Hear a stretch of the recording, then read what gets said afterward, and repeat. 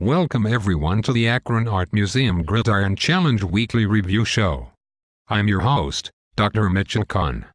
Joining me is the ever-smiling Gail Wild. Hello everyone.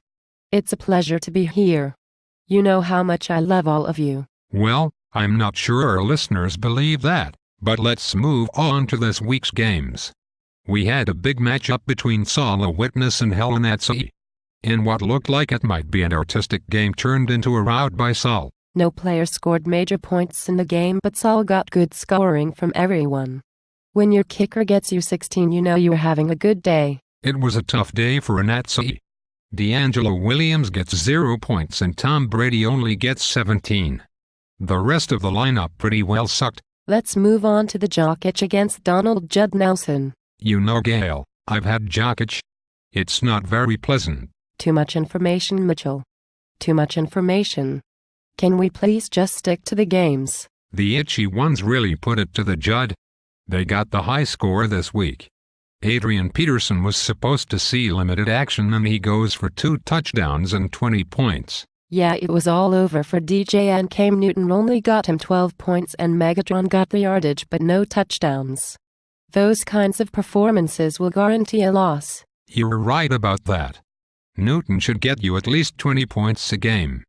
Let's get to our third game, the Smelly Toilets against Team Sens. I'm sick of smelly toilets. I've sent memos down to building services to clean them and they still smell.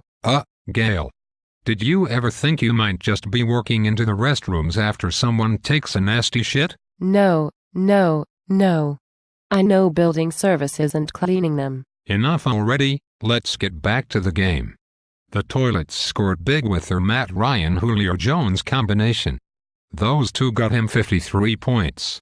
It was tough for Team Sens to top that. Team Sens needs a lot of help. He's got 4 quarterbacks and only 3 wide receivers. That's not a good mix. It looks like he'll be hitting the waiver wire this week. Our final game was the untitled Judds against the Urbania Little Giants. This was the closest game of the week with the Little Giants getting the win. A big night by Ray Rice got the victory for the Little Ones. The Judds had a chance with Antonio Gates in the late game Monday night, but he could only get them 4 points. It was a tough loss for the Judds. Well, that's it for this week. It was great to get the season started.